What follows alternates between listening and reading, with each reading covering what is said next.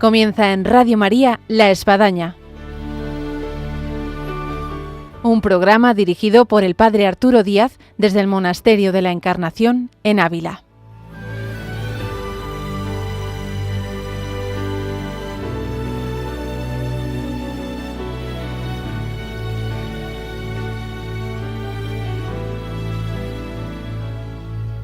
Hola, buenos días. Les habla el Padre Arturo Díaz. Bienvenidos a La Espadaña. Muchos de nuestros programas tienen una gran audición, sobre todo cuando son de temas vocacionales, son testimonios vocacionales. Y uno de ellos es hoy, donde traemos a nuestro programa del día de hoy a un joven que va a entrar con los carmelitas descalzos y nos va a relatar su proceso, su historia, su inquietud. Así que bienvenidos a este programa vocacional con el cual ahora vamos a comenzar.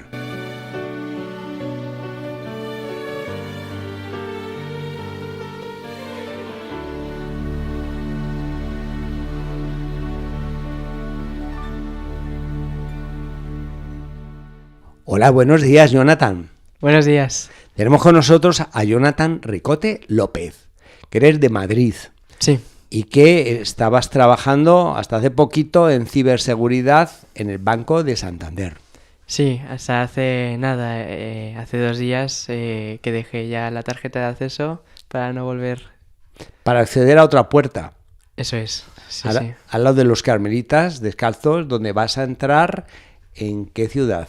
Valencia. En Valencia. ¿Y ahí qué vas a iniciar? Pues ahí empezamos con el postulantado, que es el tiempo de discernir, ¿no? Dentro de ya la comunidad de hermanos, ver si esa es mi casita, la que el Señor me ha puesto para toda la vida. Bueno, pero cuéntanos un poquito cuál es tu historia vocacional. Vamos hacia atrás, que están nuestros oyentes diciendo, oye, a este chico, ¿cómo se le ha ocurrido ser carmelita? Pues es gracioso porque, es que no conocía nada de ellos hasta hace pues poco más de un año. Y todo empezó pues antes de la JMJ de 2023 en Lisboa, que recibí una llamada muy fuerte al sacerdocio. Y luego todo ese año... Tú antes de la JMJ de Lisboa no habías pensado en sí, digámoslo así, en serio, en ser sacerdote. O sea, sí lo había pensado, pero pues cada vez que lo pensaba... Ya el ¿Te Señor asustaba? decía... ¿Salías corriendo? No tanto como no asustarme, tanto. Sino como decir que esto no es para mí, que llame a otro. Que no era para mí, efectivamente, ¿no? Que me gustaba mucho esa vida, pero que más me gustaría pues compartirla con una futura mujer, una futura casa, ¿no? Y entonces mi respuesta tranquilamente al Señor era que no. Pero pues antes de la JMJ me llamó fuertemente, era inevitable y de repente pues sentí una paz, un amor, una alegría inmensa. Y durante pues desde entonces he ido discerniendo con mi director espiritual allí en Madrid. Y de pronto pues conocí a un sacerdote argentino que me acercó mucho a los santos, San Francisco de Asís, Santa Teresa, San Juan de la Cruz y muchos santos carmelitas. Y yo cada vez que los veía como que me daban ganas de repetir lo que ellos vivían, ¿no? De todo lo que ellos vivían, pues ponerme manos a la obra con ellos. Y entonces la verdad es que era más como una manera de vivir y no pensaba para nada entrar en el Carmelo. Yo seguía discerniendo pues el sacerdocio diocesano, ¿no? Es decir, tú después de la JMJ te vino la inquietud vocacional y comenzaste un proceso vocacional con una mira al sacerdocio diocesano, digámoslo así. Sí, claro. Era lo que estaba más presente en mi vida. Mi parroquia, allá donde iba. ¿Cuál es tu parroquia, Madrid? San Fulgencio y San Bernardo. Bueno, pues si alguno de esa parroquia está escuchando, ¡ay, sí, Jonathan! San Fulgencio y San Bernardo. Que está por Carabanchel, más o menos. Sí, la zona de San Isidro, allí cerquita de Madrid Río, sí. Está ahí. Es pequeñita, está ahí escondida, pero es muy buena. Sí, pero muy activa. Sí. Muy bien. Con mucha vida. Pues le mandamos saludos a los de la parroquia San Fulgencio y San Bernardo. Y entonces, pues, de pronto pues me empecé a acercar mucho a los santos, ¿no? Y hubo una temporada en la que iba viendo los nombres de santos y un poco de su historia, y los que me llamaban la atención, pues buscaba ver si habían sido algún matrimonio, algunos misioneros, alguna orden. Y hubo unos días que todos los santos que veía ponía, o sea, los buscaba y eran carmelitas, carmelitas, carmelitas. Y a mí me impactaba mucho, decía, "Joder, estos son unos cracks, son máquinas de santos". Pero ahí se quedó un poco la cosa, ¿no? Y yo me he dado cuenta que con el tiempo, yo creo que, bueno, a lo largo de este año, como me han ido ocurriendo muchas diosidades, que es como las conocemos, pues esas casualidades que no son casualidades, que ves que está Dios detrás, ¿no? Y, y entonces, tirando un poco del hilo de ver de dónde venía todo esto, me remonto hasta la aldehuela. Ahí, en una de mis preocupaciones, de mis nervios, ¿no? Busco algún lugar que me diera respuestas, y la verdad que como yo tenía a las carmelitas en mi cabeza, tenía el pensamiento de si hablo con una carmelita me va a decir lo que tengo que hacer y listo, ¿no? Es verdad que no es así de fácil, pero ese era mi pensamiento entonces. Y llegué a la aldehuela, y el caso, bueno, es una historia muy graciosa, pero el caso es que allí dejé una intención para que rezaran por mí, el discernimiento. Junto al sepulcro de Santa Maravillas de Jesús. Justo, sí, le vi, que yo nunca Claro. había estado en ese lugar, y le vi. Y entonces pues dejé una intención, y he visto que a raíz de eso las carmelitas sobre todo al principio estaban mucho más presentes en mi vida, ¿no? Y bueno, pues llegué aquí a parar en la Encarnación, toda la historia, ¿no? Pude hablar con la tornera, ella me invitó al voluntariado, y el caso es que cada vez que venía, pues el Señor me hacía un regalo distinto, o algo que tocaba directamente mi vida, o algo que veía en la vida de los demás, y, y siempre, sobre todo, que hablaba con ellas sobre Dios, sobre los santos, sobre la vida allí dentro. Era como que mi corazón se encendía, y que tiraba muy fuerte, como si quisiera meterse dentro, ¿no? Y entonces, pues es curioso porque, claro, pues pasa el tiempo y está muy bien, pero yo digo, joder, Señor, aquí solo me he cruzado con carmelitas mujeres, no, aquí no hay hombres. ¿Esto qué significa en mi vida? Que tiene que ser más una espiritualidad, o que a lo mejor me tengo que consagrar a la orden, ¿no? Y entonces, pues a su vez estuve discerniendo primero con el Seminario Diocesano de Madrid, que me ayudaron mucho, y estuve yendo a las convivencias, el grupo de Genesaret, ejercicios espirituales, formaciones, e hicimos muy buena piña. Y gracias al formador que me estuvo acompañando, Antonio, pues me dijo que ese año debía de tener una experiencia con los carmelitas, y que sobre todo me quedara la inquietud que tenía, ¿no? Porque pues en todo el camino trataba de ser lo más transparente posible, no buscar tanto el lugar, que eso es algo que he ido, sobre todo que me ha enseñado el Señor este año, ¿no? No buscar el lugar donde amar a Dios, sino amar a Dios, y luego ya Él me dará el lugar, ¿no? Y entonces me dijo que tuviera una experiencia, lo hablé con mi director espiritual, terminé hablando con un franciscano, y este franciscano me derivó al padre provincial, Francisco, y hablé con él. Me dijo, los carmelitas. Sí, eso es, de los carmelitas.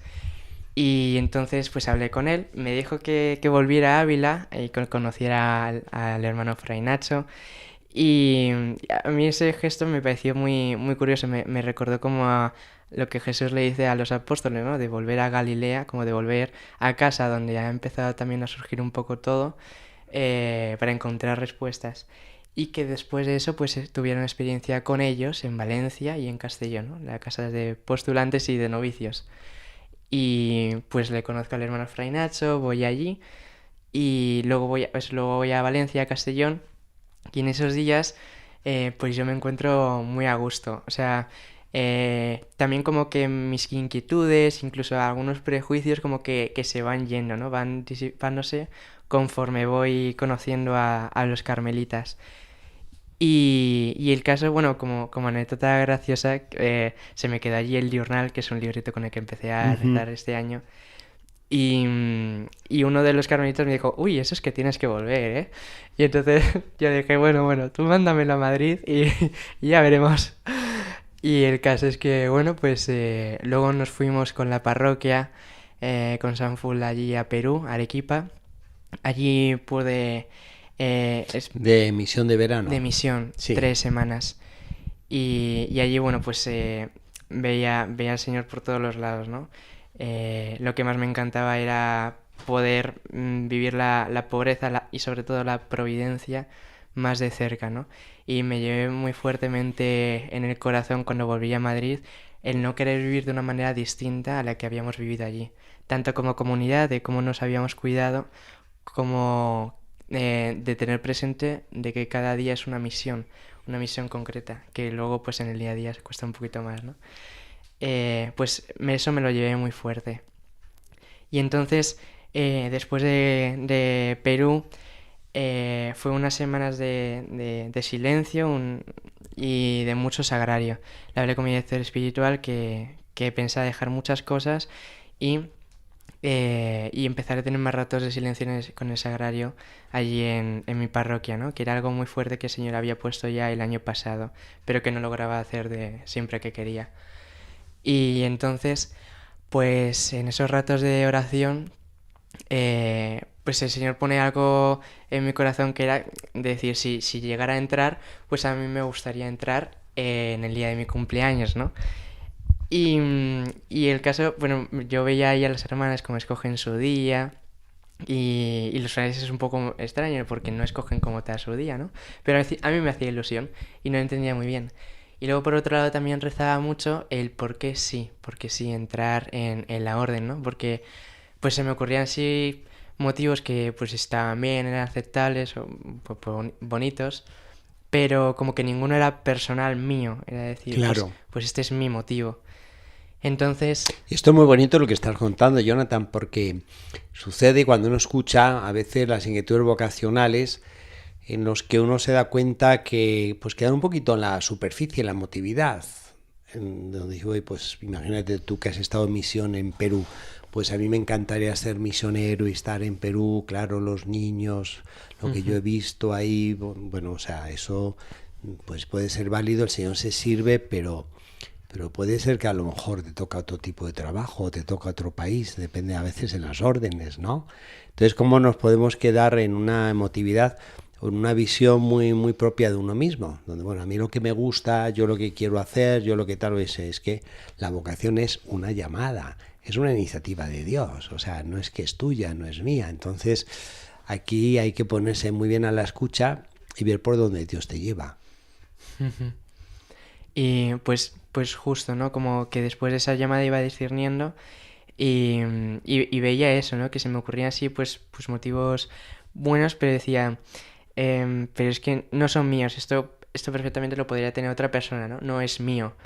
Y entonces en esa semana, pues estando a solas con el sagrario, fue una semana pues dura de volver a recordar toda mis miserias, mis pobrezas, mi vida de pecado, ¿no? Y entonces, pues la verdad es que solamente me quedé ante el Señor y ante María y miré a María y le pedí que me dejara entrar por misericordia. Y entonces, pues fue muy bonito porque en ese momento fue como un descanso de decir, claro, era esto lo que esperaba la Virgen, ¿no? Porque lo que yo sentí en el momento era como si María me dijera, ahora sí puedes entrar, ¿no? Te estaba esperando a que dijeras esto. Y fue muy bonito, ¿no? Y de esa manera también pude descubrir cómo quería a María en mi vida, que pues como que fuera mi profesora, mi tutora, mi madre, ¿no? La que yo pensaba en Jesús y sus primeros valores pues se los enseñaría María y José. Y entonces yo no quería algo distinto de eso. Y como siempre se dice que el Carmelo es todo de María y que es la casita de Nazaret, quería pues vivir de esa misma manera. Entonces, con esos dos motivos concretos, ¿no? La misericordia y el tener a María, dejarme criar de la misma manera que Jesús se dejó criar en su momento por sus padres, pues esas fueron mis motivaciones que dije, esto sí es mío, esto ya sí que es mío, porque lo he podido vivir, lo he podido ver en mi vida, en mi oración, en mis conversaciones con el Señor, sobre todo mucho tiempo de silencio con el Señor y también seguir viviendo normal, ¿no? Primero se vive y luego se discierne, eso me decía una persona. Y luego, pues con esto de mi cumpleaños, tal cual lo pienso, tal cual me viene esto de entrar por misericordia y de tener a María de esta manera especial en mi vida. Jonathan, escuchando, veo que tienes un proceso vocacional muy interesante, con todo un recorrido y que llega pues al Monte Carmelo con la Santísima Virgen. Ahora bien, para muchos oyentes que no conocen las etapas de lo que es la formación en una orden religiosa para llegar al sacerdocio, tú lo primero que harías es entrar ahora en el postulantado en Valencia y luego, ¿cómo sería el recorrido? Claro, después de esos 2 años pasamos un tiempo de noviciado, que es como ya empezar una relación, ¿no? Como el noviciado, el noviazgo. En Castellón. En Castellón, Sí. eso es. Y luego después de eso hay unos años que suelen ser unos 5 años que es el tiempo de estudiantado, que además durante ese tiempo pues uno sigue estudiando, si va a prepararse para el sacerdocio pues estudia lo que estudiaría mismamente un seminarista. Y ahí ya te mandan a donde te manden, no hay como una casa de estudiantado, sino que te pueden mandar a cualquier parte de España. No podemos por menos de hablar de Santa Teresa y de San Juan de la Cruz, porque si alguien ha sentido la vocación al Carmelo, pues ha habido santos que han tirado mucho, y máxime tú que has estado aquí por la Encarnación más de un año, viniendo de voluntario, de todo, y son dos figuras estelares de aquí de este monasterio en el que vivieron cada uno, pues San Juan de la Cruz 5 años y Santa Teresa 30 años. ¿Qué nos puede decir? ¿Qué influencia vocacional en este caso han tenido en ti? Pues a mí es que me parecen unos cracks. Yo les conocí un poco más a raíz de San Francisco de Asís, que me fijaba mucho en su pobreza. Luego me enteré que Santa Teresa de Jesús también era muy devoto de San Francisco de Asís, ¿no? Y lo que más me llama la atención de los tres es la radicalidad de su entrega, ¿no? Y luego en la parte que me llama a mí mucho la atención en Santa Teresa y en San Juan de la Cruz era toda la intimidad que tenían con Dios, todo ese amor, toda esa relación que tenían con Dios. Y es que cuando leía a Santa Teresa, algún libro de su vida, yo pensaba, es que no podemos estar para menos que lo que vivió esta persona, no podemos conformarnos con menos de lo que vivió ella con el Señor. Y entonces, pues claro, toda esta intimidad se concreta mucho en una clausura que a veces está más exteriorizada, por ejemplo, pues en los monasterios, ¿no? Pero sobre todo la clausura que uno debe de mantener en el corazón, ¿no? Allá donde vaya, que pueda estar en intimidad constante con el Señor. Y eso de ellos, pues me apasiona. Además de que en su entrega radical, los pobres pues sufren muchísimo, incluso por sus propios hermanos, ¿no? San Juan de la Cruz pues le meten en la cárcel, le pegan, le escupen, le hacen de todo, ¿no? A Santa Teresa pues tampoco es que la quieran mucho al principio, o sea que, y a San Francisco de Asís pues igual, ¿no? O sea que, pero como que a pesar de eso, confían en la llamada en la que han vivido con el Señor y siguen al Señor, no siguen Para a las ti personas. han sido piezas claves de tu vocación. Sí. Y dentro de todo este engranaje vocacional, ¿qué ha supuesto para ti este monasterio de la Encarnación? Pues que ha sido muy especial desde que vine, porque aquí sobre todo lo compartía con las hermanas, he podido aprender también lo que significa pues trabajar en intimidad con Dios, ¿no? Estar, aunque sea solamente barriendo, y diciendo, pues es que lo hago por amor al Señor, ¿no? Y saber que estás unido en oración a través del trabajo, porque lo haces por amor. O sea, que este lugar sobre todo ha sido un impulso y vamos, que las hermanas, viendo que rezan también mucho por mí, o sea, la oración es que es la base de mi vocación y sobre todo la oración de las carmelitas es lo que me ayuda también a dar este paso, ¿no? O sea que a mí este lugar ha sido muy especial, eran como mis escapadas del trabajo y cuando no tenía nada que hacer en la parroquia, pues me venía aquí a Ávila y sabía que iba a ser unos días de estar en el silencio con el Señor, muy especial. Y ahora, oyes, ¿cómo tú te ves de carmelita? Así cuando te ves al espejo y te ves como estás ahora con unos vaqueros, con una camiseta, un Nike gris, con una especie de pulsera rosario en la muñeca y colgando una cinta con una especie de crucifijo de madera rústica, ¿no? ¿Cómo te ves vestido de marrón? Pues me veo, o sea, como curioso. O sea, me llamaría la atención de mí mismo, pero no me desagrada, no me desagrada, sí, lo veo. Y es como también como una ilusión de ponerme un hábito y que la gente pueda ver como que ya no me vea tanto a mí, sino que vea más al Señor, ¿no? Que eso es lo que me llama mucho de la atención de los sacerdotes, de todo el mundo, ¿no? Cuando lleva un sacerdote su traje o un religioso, lo primero que se ve es que o es sacerdote o es religioso, ¿no? No se ve tanto a la persona que hay dentro, que por supuesto es importante, sino que primero el que refleja es Cristo. O sea o sea, con mucha ilusión, mucha ilusión. ¿Tú qué crees que te puede costar más y que te puede costar menos? El estar dentro de la vida religiosa, ser carmelita. Pues lo que creo que me va a poder costar más... que luego a lo mejor no te cuesta nada, ¿eh? Yo lo puedo hablar por propia persona, que bueno, había cosas que esto me ha costado un montón y luego se hace que no te cueste. No estaba y luego te venía de sorpresa que lo que parecía que no te iba a costar sí te cuesta.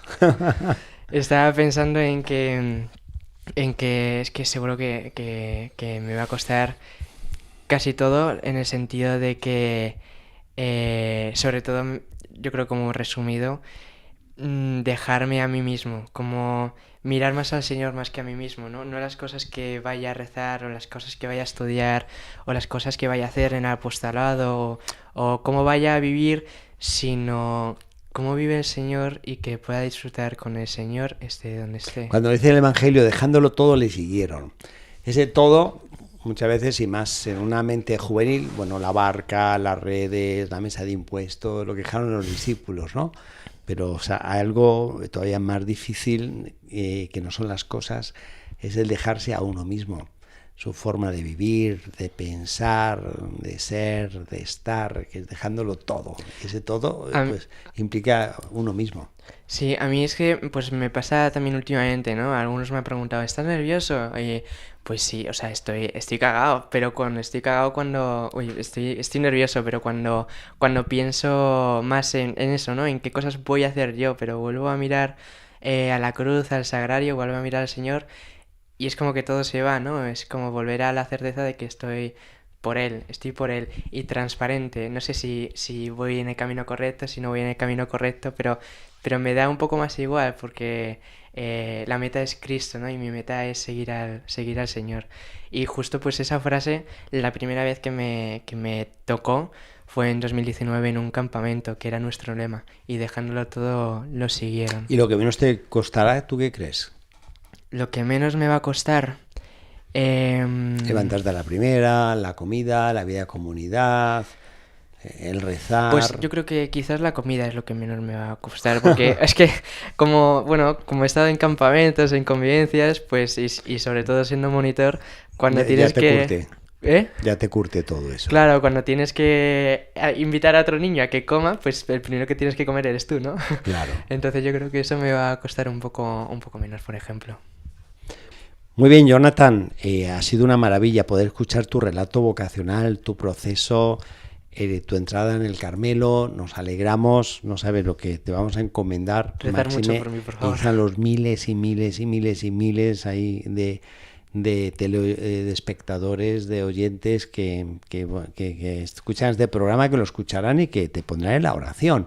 Así que para que cuando lleguen esos momentos de cruz, de dificultad, que bueno, pues tienen que estar, pues sientas por otro lado la fuerza de la oración, la gracia de cuántas almas están rezando por tu vocación.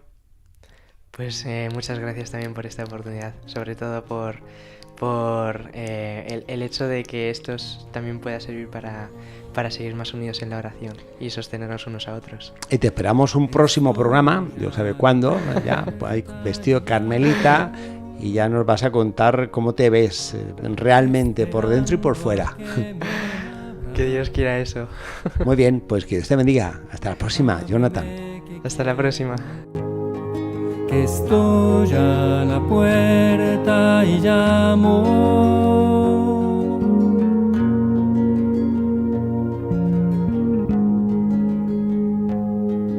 El corazón que te he dado es morada que yo anhelo. Llegamos así a nuestro final del programa del día de hoy, La Espadaña, un programa vocacional, donde Jonathan Ricote López, de Madrid, que tras dejar su trabajo en el Banco Santander en ciberseguridad, pues da este salto a ser carmelita descalzo e irse al postulantado a Valencia y luego continuar a Castellón en el noviciado, y le encomendamos y nos alegramos en una Radio María que tanto reza por las vocaciones y donde uno puede tocar y palpar estos frutos maravillosos, como el programa del día de hoy, La Espadaña, en este relato vocacional. Nos despedimos y hasta el próximo programa. Dios mediante, el viernes, aquí les esperamos.